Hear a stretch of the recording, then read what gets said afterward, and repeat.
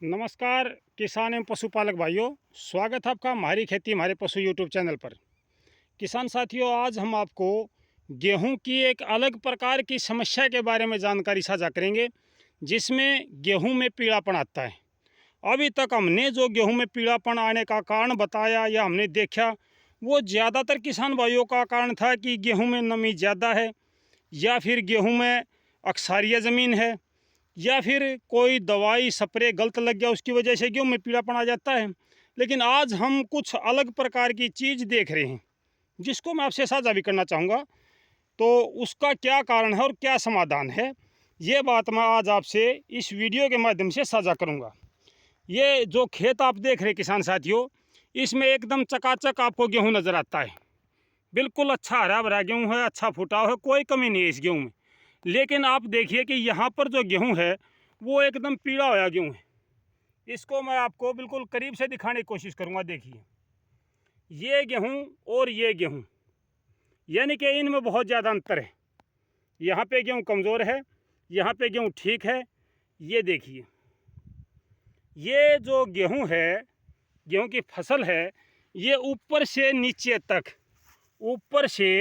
नीचे तक पीली है। इसके पत्ते थोड़े थोड़े से जड़े हुए हैं, ऊपर से लाल हैं और जड़े हुए भी हैं। इसका मुख्य कारण क्या है और क्या इसका समाधान हो सकता है? ये एक नई समस्या हमारे गेहूं के बीच में अभी चली हुई है, और ये इस बार भी हुई है, पिछली बार भी कुछ किसानों के खेतों में देखने को मिली थी। किसान साथियों, जिन किसान भाइयों ने अपने धान की कटाई कंबाइन से करवाई थी, मतलब जिन किसान भाइयों ने कंबाइन से धान कटवाए थे और जो धान का भूसा है वो अपने खेत में रखा है, जिन किसान भाइयों ने उस भूसे को जला दिया, उनके गेहूं तो अब अच्छे हैं, उनमें कोई दिक्कत नहीं है। लेकिन जिन किसान भाइयों ने वो भूसा जलाने की बजाय उसमें सीधी सीधी बिजाई कर दी, सुपर सीडर से, हैप्पी सीडर से या किसी और तरीके से, तो ऐसे गेहूं के खेत में जिनमें पराली ज़्यादा बची हुई है, पराली के अवशेष ज़्यादा बचे हुए हैं, उन गेहूँों में ये समस्या आमतौर पर आई हुई है। और इस समस्या का कारण क्या है?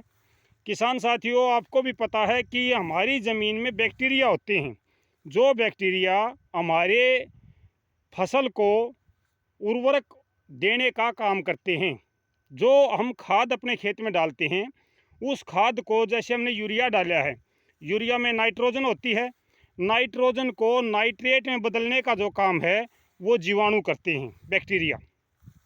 फास्फोरस हम देते हैं, डीएपी को, फास्फोरस को फास्फेट में बदलते हैं बैक्टीरिया।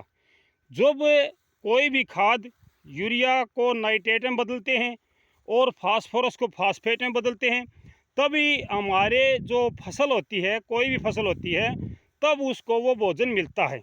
मतलब हमारी फसल सीधे सीधे किसी भी खाद को नहीं ले पाती है।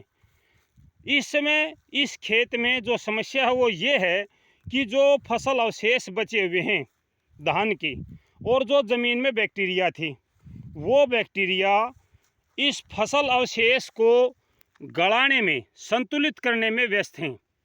जी किसान साथियों, आप बिल्कुल ठीक सुन रहे हो। जो बैक्टीरिया हमारी फसलों के लिए भोजन तैयार करते थे, वो बैक्टीरिया इस समय इस खेत में जो फसल अवशेष हैं उसको संतुलित करने में, या सिंपल भाषा में अगर मैं कहूँ तो गलाने में व्यस्त हैं, बिजी हैं। वो पौधे को भोजन नहीं दे रहे हैं, जिससे पौधे को खुराक नहीं मिल रही है। हालांकि इस खेत में डीएपी साथ में बोया गया है, यूरिया भी डाला गया है, सल्फर भी डाला गया है, लेकिन आप देखिए कहीं कहीं पर इसमें गेहूँ जो है वो पीला नज़र आता है। कहीं कहीं पर गेहूँ पीला नज़र आता है, कहीं पर थोड़ा सा ऊपर से पीला है, कहीं नीचे से ऊपर तक पीला है। इसका मुख्य कारण यही है कि जो फसल अवशेष हैं वो अभी तक गले नहीं है, संतुलित नहीं हुए हैं। इस समस्या से निजात पाने के लिए मेरे किसान भाई थोड़ा सा ध्यान दें, और कोई ज़्यादा मेहनत इसमें करने की आवश्यकता नहीं है। इसमें जो बैक्टीरिया हैं वो पर्याप्त नहीं है। बैक्टीरिया की संख्या अगर हम ज़मीन में बढ़ा देंगे तो हमारी जो फसल है उसको खुराक मिलनी शुरू हो जाएगी।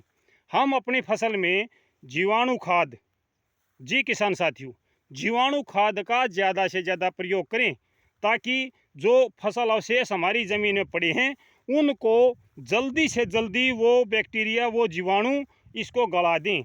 उसके बाद में ये जो फसल अवशेष है ये गल जाएंगे और हमारे पौधे को, हमारी फसल को भोजन मिलना शुरू हो जाएगा। इसके लिए किसान भाई अपने खेत में जीवामृत, घनामृत या NPK के बैक्टीरिया, जो भी जीवाणु खाद है, चाहे माइकोराजा है, कोई भी जीवाणु खाद जो भी है, आप उसका प्रयोग कर सकते हैं। अगर आप इस पर स्प्रे मारोगे, एक बार आपकी फसल अच्छी हो जाएगी। जिंक यूरिया स्प्रे मार दिया या आपने कोई और पौष्टिक DAP का स्प्रे मार दिया, किसी प्रकार का आप स्प्रे का प्रयोग करोगे तो इससे क्या होगा कि हमारी जो फसल है वो एक बार हरी भरी आपको नज़र आएगी, थोड़ा सा उस पर फ़र्क पड़ेगा। लेकिन किसान साथियों, ये जो फ़र्क पड़ेगा ये स्थायी समाधान नहीं है, स्थायी समाधान नहीं है किसान साथियों। ये केवल कुछ समय के लिए रोकथाम है। इसमें जिस खेत में आपके गेहूं कहीं पर पीले हैं नीचे से ऊपर तक, और कहीं पर एकदम बढ़िया हरे काले, मैं कहूँगा झकास गेहूं हैं, तो ऐसी गेहूं में आप एक बार ध्यान से देखें कि जहाँ जहाँ पे पराली ज़्यादा पड़ी है वहाँ पर आपका जो गेहूं है वो पीला है। जहाँ पे पराली कम है वहाँ पे आपका गेहूं ब्लैक कलर का है, बिल्कुल अच्छी स्वस्थ फसल है।